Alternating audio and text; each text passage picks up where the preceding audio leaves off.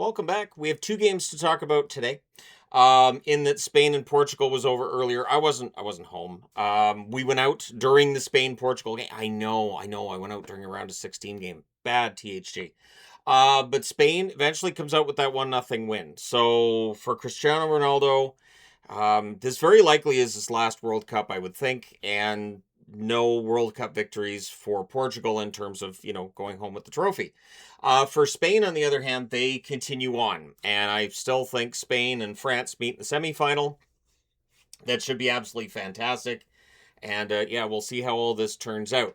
Now, obviously, that game, which the first half of which both teams were trying not to lose, which is dangerous. But I understand against Spain not wanting to make a mistake. And I also understand if you're Spain not wanting to give Ronaldo a reason to really get involved and get excited and, get a goal or two.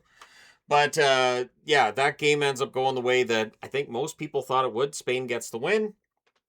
And then the game that just finished a little bit ago, Belgium, huge victory. So all the talk coming into this game, and the talk since this game, I've been there's a lot of people I follow on social media that live on the US side. And I don't know if this is people don't realize Belgium's a quality side or what it is, but Belgium is a very good World Cup country.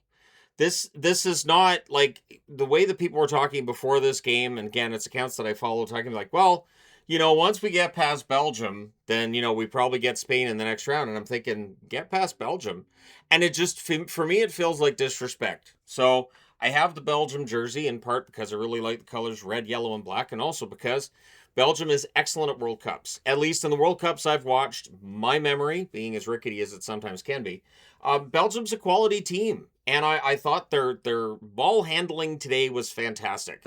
I thought they did an excellent job. So the U.S. had that ball a lot in the second half. Belgium kept their cool. I may, if England could have heard me, I kept saying this is how you protect a lead. This is how a lead should be protected. This is how you do this. You go down to the other end. You make sure that you're at least controlling some of the play and killing the clock. They did a very good job. They got that fourth goal in the closing minutes just to make sure there was nothing that the U.S. was going to get going. I think the American team had one shot that actually was on goal tonight, but that's I credit Belgium. So while everybody else is dumping on the U.S. and saying, "Oh, what a terrible effort," and this team, they're better than this, or we could credit Belgium with playing a fantastic game. We could. We could credit Belgium with playing really, really well.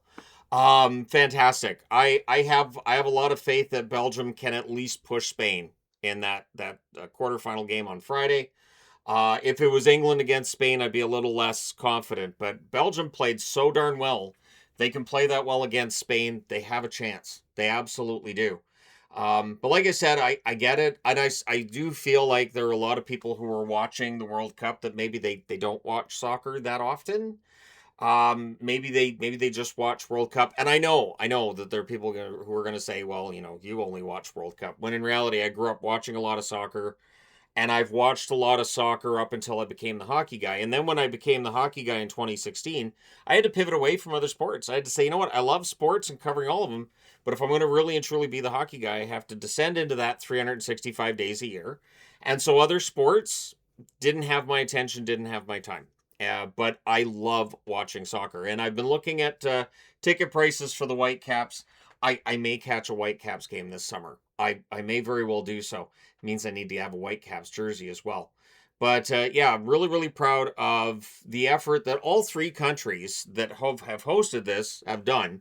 Canada's out, Mexico's out, now the U.S. is out. I will reiterate, and I know there were people who didn't like that the announcer was talking about, oh, don't stop watching. This is still a really good tournament. There are going to be a lot of Americans who stop watching now that the U.S. is out.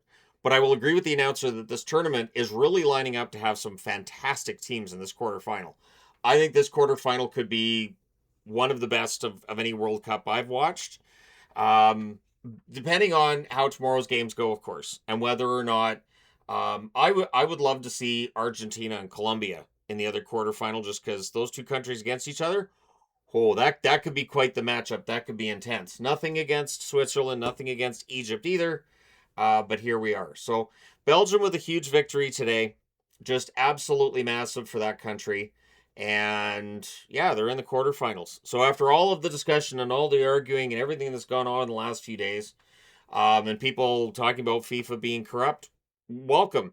I've talked about FIFA being corrupt for at least a decade, if not longer, and FIFA's corruption. You just Google search FIFA corruption, and you're going to be like hours and hours of research in before when you realize, hey, this might be the most corrupt organization anywhere.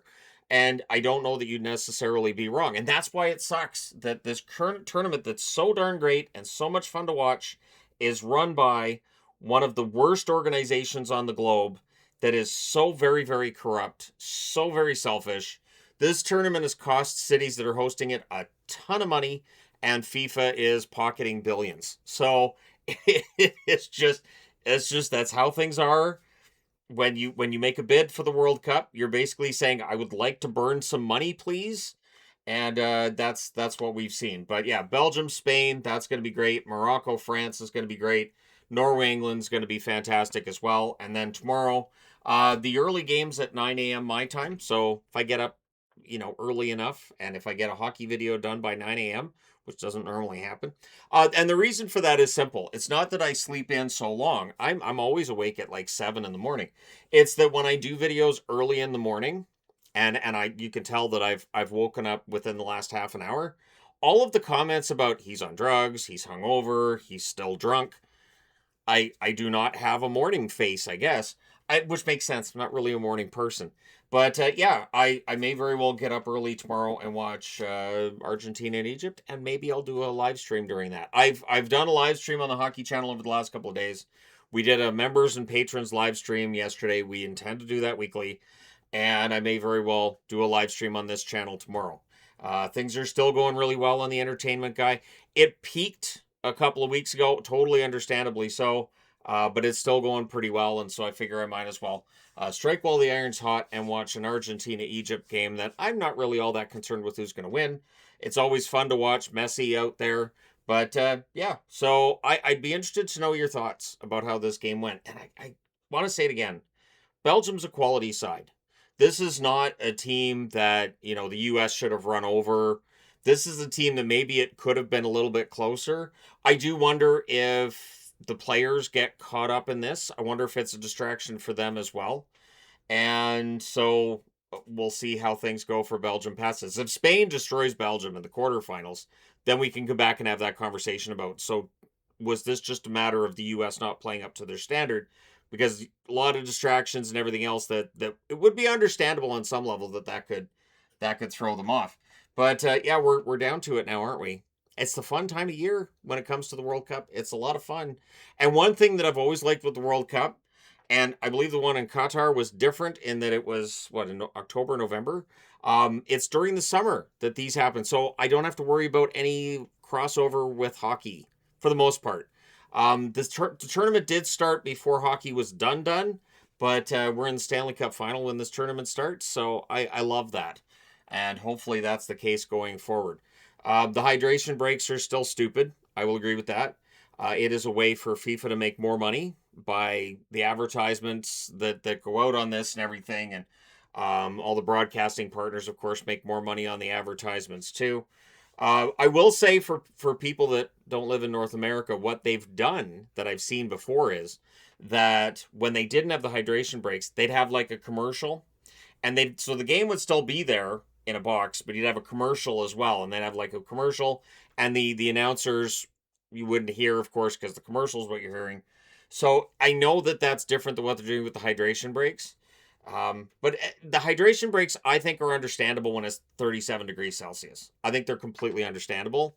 But when it's 18 degrees and it's cloudy, not so much. I don't think the hydration breaks are as necessary.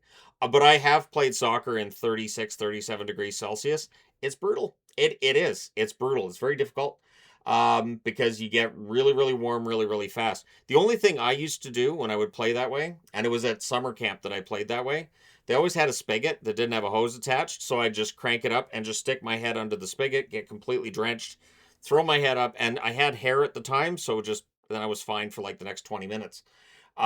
Which is not an option at the World Cup, I guess. But yeah, you can get dehydrated fast when you're playing soccer and it's that warm out. It is ridiculous. 35 for those who are in the States watching this, but anything over about 100 degrees Fahrenheit. Running around is not advisable usually, but back in the 80s, we didn't care. We just oh, it's 100 degrees Fahrenheit. It's fine. I'll be fine. I'll run a little bit slower and I'll just stick my head under the spigot a few times a game. Anyways, there you go. I'd be interested to know your thoughts though about this game and about the one that Spain played against Portugal as well. But hit like and subscribe if you haven't done so already. Thank you guys so much for all your support. It is greatly appreciated. I will talk to you again soon.